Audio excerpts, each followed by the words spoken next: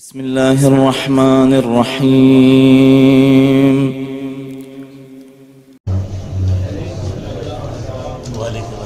أعوذ بالله من الشيطان الرجيم. بسم الله الرحمن الرحيم. الحمد لله رب العالمين. الصلاة والسلام على أشرف الأنبياء والمرسلين الذي سمي في السماء بأحمد وفي الأرض بأبي القاسم محمد.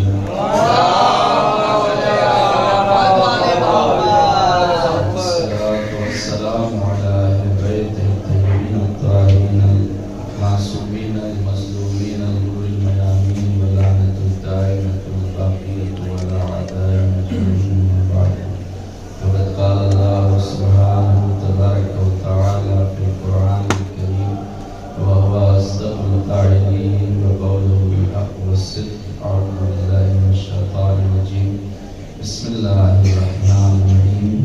إنا أعطيناك الكوثر فصل لربك وانحر إن شأنك هو الأبتر.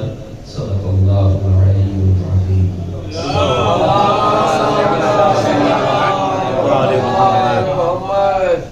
شکر خدا اور رسول کے بعد سب سے پہلے میں اس سے پر مسرت موقع پر اپنے زمانے کے امام اور زمانہ جو اللہ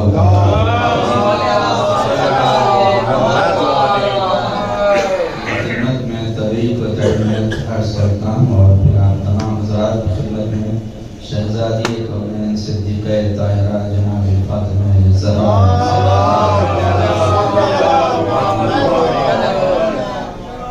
کی ولادت و سعادت مبارک عرض کرتا ہوں۔ پیغمبر اسلام صلی اللہ علیہ وسلم کو اللہ نے بیٹوں سے نوازا۔ طیب، طاہر، قاسم، یہ سارے بیٹوں کی ولادت اتباع پیغمبر اسلام کے یہاں ہوئی، لیکن مصلحت پروردگار تھی کہ سارے بیٹے ایک کے بعد ایک انتقال فرما گئے، اور جب سب انتقال ہو گیا، سب کا دنیا سے رخصت ہو گئے، تو مشرکین مکہ یہ تانا دینے لگے اور یہ کہنے لگے، خاص کر کے عاص بن وائل، جیسا کہ سورہ تفسیر میں ملتا ہے اور آگے قرآن نے تفسیر نور میں یہ بیان کیا۔ عاص بن وائل جو عمرو عاص کا باپ تھا، مشرکین میں مکہ کے بزرگوں میں سے تھا، وہ کہنے لگا کہ یہ ابتر ہے، تانا دینے لگا ابتر کا کہ یہ مقتول نسل ہے، ان کی نسل اب چل نہیں سکے گی اور ان کا مشن بھی اب آگے نہیں بڑھ سکے گا، اس لیے کہ نسل کو بڑھانے والا، مشن کو آگے بڑھانے والا اور کام کو آگے بڑھانے والا بیٹا ہوتا ہے، اور ان کا اب کوئی بیٹا ہے نہیں، بیٹا دنیا سے رخصت ہو چکے، بیٹی اللہ نے دیے مگر دنیا سے رخصت ہو گئے، تو اب ان کا مشن آگے نہیں بڑھ سکے گا، ان کا مشن فیل ہو جائے گا، ان کا اب دین یہیں پر ختم ہو جائے گا۔ اور جب وہ تانا دینے لگے مشرکین کی ابتر ہیں، یہ ابتر ہیں، یہ ختم ہو گیا ان کا دین، ان کا مشن ختم ہو گیا، تو اللہ نے سورہ کوثر کو نازل فرمایا کہ اِنَّا أَعْطَيْنَاكَ الْكَوْثَرَ۔ اے میرے نبی، یہ لوگ کہہ رہے ہیں کہ آپ ابتر ہیں، آپ ابتر نہیں، آپ مالک کوثر۔ ایسے ہی قافیہ، جیسے وہ لوگ ابتر کا قافیہ لائے تو اللہ کوثر کا قافیہ لائے۔ اِنَّا أَعْطَيْنَاكَ الْكَوْثَرَ، کوثر کے وقت وَانْحَرْ فَصَلِّ لِرَبِّكَ وَانْحَرْ إِنَّ شَانِئَكَ هُوَ الْأَبْتَرُ۔ تینوں قافیہ اللہ بھی اس آیت میں لے کر کے آیا ہے، اور قرآن مجید کا یہ سب سے مختصر ترین سورہ ہے۔ قرآن مجید کا سب سے بڑا سورہ اگر آپ دیکھیں تو سورہ بقرہ ہے، سب سے چھوٹا سورہ ہے تو سورہ کوثر ہے، اس کے اندر صرف اور صرف 3 آیتیں ہیں۔ تو قرآن مجید کا سورہ چھوٹا ہو یا بڑا ہو، لیکن کوئی بھی سورہ عظمت میں، فضیلت میں، رفعت میں اور بلندی میں کوئی بھی سورہ چھوٹا نہیں، بلکہ سب کے سب سورے یہاں پر برابر ہیں۔ جس طریقے سے آل محمد میں اگر آپ دیکھیں تو پیغمبر نے فرمایا اولنا محمد واوسطنا محمد وآخرنا محمد بل کلنا محمد، سب کے سب محمد۔ اسی طریقے سے یہ سورہ کوثر مختصر ہے، لیکن لیکن آپ اس سورہ کی عظمت اور جلالت کو دیکھیں کہ صادق آل محمد امام جعفر صادق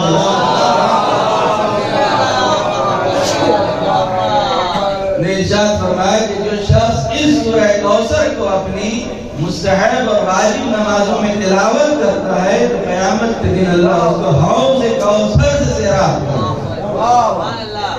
اور کافی مومنین ہوتے ہیں جو رزق کی تنگی کا شکار ہوتے ہیں اور دکان میں خیر و برکت نہیں ہوتی. اس کے لیے ایک بہترین وظیفہ بیان کیا گیا کہ جب دکان کھولیں اور اپنے کام کو شروع کریں تو ایک تسبیح سورہ کوثر پڑھیں.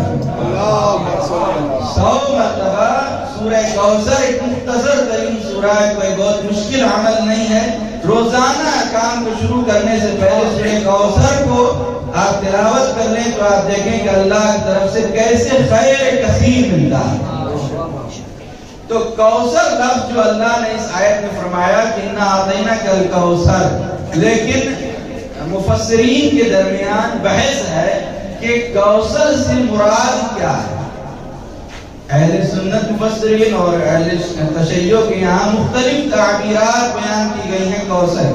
کسی نے کہا کہ کوثر سے مراد اصحاب ہیں کہ اللہ کہہ رہا ہے کہ ہم نے آپ کو زیادہ صحابی عطا کیا.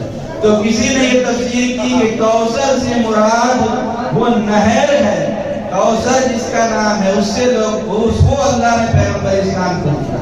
تو کسی نے مختلف الگ الگ تعبیرات کی ہیں. تو اب اس کو سمجھنے کے لیے اگزامپل سے میں آپ کی خدمت میں عرض کرنا چاہتا ہوں کہ کوثر سے مراد کیا ہے. کوثر سے اللہ کا مطلوب کیا ہے اور اللہ نے مراد کیا لیا کوثر.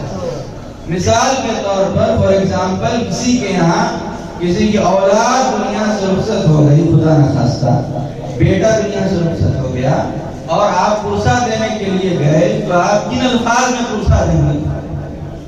کن الفاظ میں پرسہ دیں گے؟ اللہ آپ کو صبر عطا کرے. آپ صبر کیجئے کہ اللہ اس سے اولاد کے بدلے میں آپ کو ایک نہر عطا کرے گا. کیا آپ اس طرح پرسہ دیں گے؟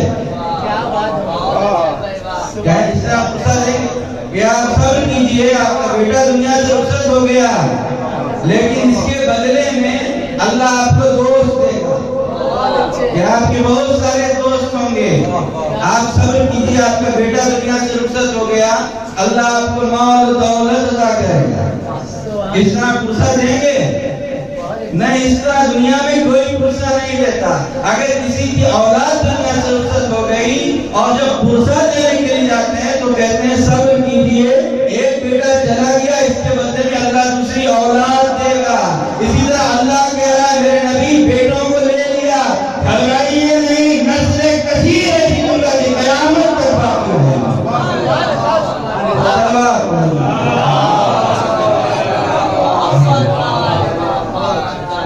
ایسی بیٹی لوں گا کہ صبح قیامت تک باقی رہے گی. 2 عورتیں ہیں پورے قرآن مجید کے اندر پوری تاریخ میں کہ جن کو اللہ نے معصومہ کہا.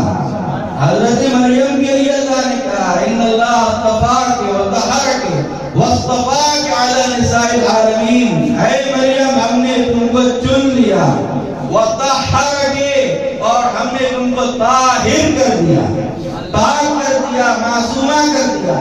تو جناب مریم کے لیے قرآن مجید میں صرف ایک لفظ طہرک ہے کہ ہم نے آپ کو طاہر کر دیا. لیکن شہزادی کونین کے لیے پوری آیت تطہیر انما یرید اللہ لیذہب عنکم الرجس اہل البیت ویطہرکم تطہیرا.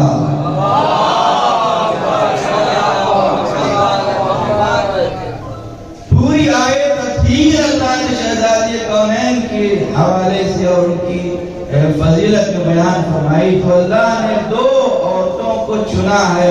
جناب مریم کا بھی اللہ نے سلیکشن کیا اور شہزادی کونین کا بھی سلیکشن کیا اور دونوں کو اللہ نے بیٹا دیا. جناب مریم کو بھی اللہ نے بیٹا دیا، شہزادی کونین کو بھی اللہ نے بیٹا دیا.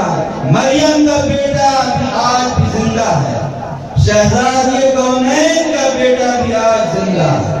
فرق اتنا ہے کہ مریم کا بیٹا چرخ چہارم پر زندہ ہے، شہزادی کونین کونین کا بیٹا اس زمین کے اوپر زندہ ہے کہ جس کے ذریعے سے پوری کائنات کو رزق مل رہا ہے، جو سفینۃ النجات ہیں، جو قلب کائنات ہیں، جو شہنشاہ کائنات ہیں، اور ان کے ذریعے سے لیل و نہار چل رہے ہیں، جو روز و شب بدل رہے ہیں، اور پوری کائنات ان کے وسیلے سے چل رہی ہے۔ تو مریم کا بیٹا بھی زندہ ہے، شہزادی کونین کا بیٹا بھی زندہ ہے، مریم کا بیٹا بھی آئے گا، شہزادی کونین کا بیٹا بھی آئے گا، مریم کا بیٹا بھی دنیا میں آئے گا تو کسی کی نصرت کرنے کے لیے آئے گا، اور شہزادی کونین کا بیٹا بھی جب کائنات میں آئے گا تو عدل و انصاف کی بستی بسانے کے لیے آئے گا۔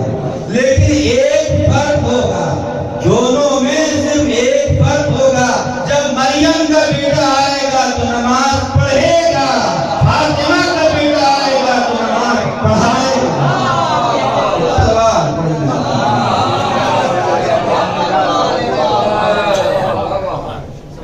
یہ ہے عظمت شہزادی کونین۔ بس ایک اور طریقے سے میں آپ کی خدمت میں عرض کرنا چاہتا ہوں کہ شہزادی کونین کی عظمت کو سمجھیں کہ اگر حضرت آدم علیہ السلام بیٹھے ہوں اور اتنے میں خاتم الانبیاء آ جائیں تو کیا حضرت آدم اپنی جگہ پر بیٹھے رہ سکتے ہیں؟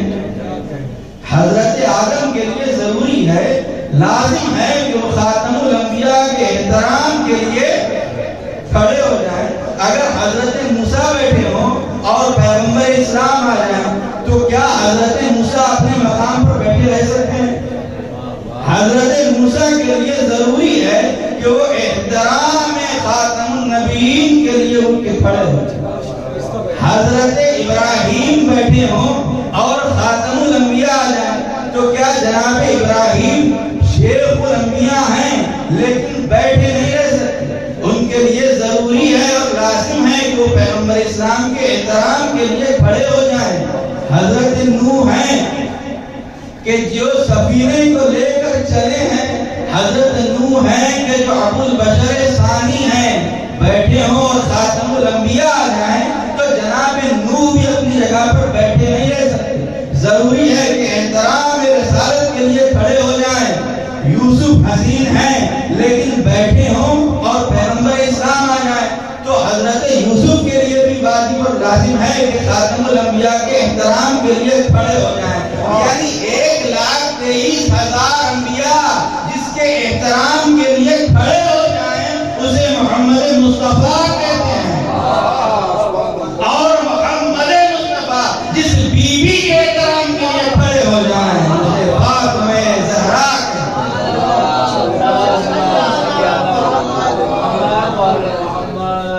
کہ جب بھی شہزادی کونین بزم رسالت میں آتی ہیں تو پیغمبر اسلام احترام کے لیے کھڑے ہو جاتے ہیں۔ صرف شیعہ نہیں، صحیح بخاری میں بھی یہ روایتیں موجود ہیں کہ جب بھی کلما دخلت فاطمہ الزہرا عند رسول اللہ، جب بھی شہزادی کونین بزم رسالت میں آتی تھی تو پیغمبر اسلام کیا قام علیہا واجلس فی مجلسہ، تو پیغمبر اسلام کھڑے ہو جایا کرتے اور صرف کھڑے نہیں ہوتے بلکہ اپنے مقام پر بٹھا دیا کرتے۔ تو آج جو بھی پیغمبر اسلام نے کام انجام دیا ہے وہ امت مسلمہ کے لیے سنت رسول ہے۔ اگر پیغمبر اسلام نے سرما لگایا تو آج ہر ایک مسلمان اپنی آنکھوں میں سرما لگاتا ہے، یہ سنت رسول ہے۔ پیغمبر اسلام کی سنت ہے، کیسے سنت رسول کو چھوڑ دو؟ سوتے ہیں تو داہنے کروٹ کیوں کہ سنت رسول ہے۔ پیغمبر اسلام داہنے کروٹ سوئے تھے۔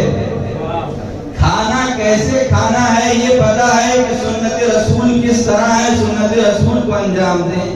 تو قدم قدم پر مسلمان سنت رسول کو فالو کرتے ہیں کہ جو پیغمبر اسلام نے کیا وہ ہم کو کرنا ہے کیونکہ سنت رسول ہے۔ تو پیغمبر اسلام بیٹی کے احترام کے لیے کھڑے ہو گئے۔ پیغمبر اسلام اپنی لفظ جگر، اپنی نور نظر، اپنی پارے جگر کے احترام کے لیے کھڑے ہو گئے۔ کیا آج مسلمان اس سیرت اور سنت پر عمل کرتے ہیں یا نہیں؟ یہ آپ لوگوں میں سے جتنے بھی لوگ صاحبان اولاد ہیں، اللہ نے بیٹی عطا کی ہے آپ لوگوں میں سے کتنوں کو، تو کیا کبھی آپ نے ایسا کیا سنت رسول سمجھ کے کہ پیغمبر اسلام اپنی بیٹی کے احترام کے لیے کھڑے ہو جاتے؟ وہاں بھی کبھی کھڑے ہوئے بیٹی کے احترام کے لیے؟ کبھی بھی نہیں۔ کوئی بھی بات دنیا کا ایسا نہیں ہے جو اپنی بیٹی کے احترام کے لیے کھڑا ہوا ہو۔ کسی بھی باپ نے آج تک دنیا میں اپنی بیٹی کا احترام اس طرح سے نہیں کیا، تو ماننا پڑے گا کہ پیغمبر اسلام اگر بیٹی کے لیے کھڑے ہو رہے ہیں تو بیٹی سمجھ کے کھڑے نہیں ہو رہے ہیں۔ اگر بیٹی سمجھ کے کھڑے ہوتے تو مسلمانوں کے لیے سنت بن جاتی۔ اگر بیٹی سمجھ کے کھڑے ہوتے تو تمام مسلمانوں کے لیے سنت بن جاتی، سیرت رسول بن جاتی کہ جب بھی بیٹی آئے تو اٹھ کے کھڑے ہو جائیں۔ تو ماننا پڑے گا کہ بیٹی سمجھ کے کھڑے نہیں ہو رہے ہیں، رسالت سمجھ کے کھڑے ہو رہے ہیں، کیونکہ فاطمہ جزء رسالت ہیں، فاطمہ رسالت کا ٹکڑا ہے، اس لیے پیغمبر اسلام کھڑے ہو رہے ہیں۔ اور صرف کھڑے ہی نہیں ہوتے تھے بلکہ پیغمبر اسلام اپنی بیٹی کے ہاتھوں کو بھی بوسا دیتے تھے اور آپ کی پیشانی اقدس کا بھی بوسا لیتے تھے۔ عجیب بات ہے، دنیا میں جب دیکھتے ہیں ہم کہ اگر کوئی چھوٹا بچہ آ جاتا ہے تو ہم کیا کرتے ہیں اس کے ساتھ؟ اگر کسی کا بیٹا ہو یا بیٹی ہو اور آ جائے تو بچے کی پیشانی پر بوسا دیا جاتا ہے، اور چھوٹا بچہ ہے تو بزرگ کے احترام میں وہ اپنے بزرگ باپ ہو یا دادا ہو یا نانا ہو تو ان کے ہاتھ پر بوسا دے دیتا ہے۔ چھوٹا بچہ ہو تو ایسا کرتا ہے، اور بزرگ بچوں کے ساتھ ایسا کرتے ہیں کہ پیشانی پر بوسا دیتے ہیں۔ لیکن عجیب بات ہے کہ شہزادی کونین بیٹی ہیں، بزم رسالت میں آ رہی ہیں، پیغمبر اسلام پیشانی پر بھی بوسا دے رہے ہیں، ہاتھوں پر بھی بوسا دے رہے ہیں۔ تو یہ بات تو سمجھ میں آ رہی ہے کہ بیٹی ہے اس لیے پیشانی پر بوسا دے رہے ہیں، لیکن پیغمبر اسلام ہاتھوں کو بوسا کیوں دے رہے ہیں؟ تو چلیے پیغمبر اسلام سے سوال کریں، یا رسول اللہ پیشانی پر بوسا دیا، بیٹی ہے یہ سمجھ میں آ رہا ہے، لیکن شہزادی کے ہاتھوں پر بوسا کیوں دیا؟ تو عجب نہیں، پیغمبر اسلام جواب دیں، فاطمہ تو ابیہا، فاطمہ صرف میری بیٹی نہیں ہے، فاطمہ میری ماں بھی ہے۔ پیشانی پہ بوسا دیا بیٹی سمجھ کے، ہاتھوں کو بوسا دیا ماں سمجھ کے۔ صلوات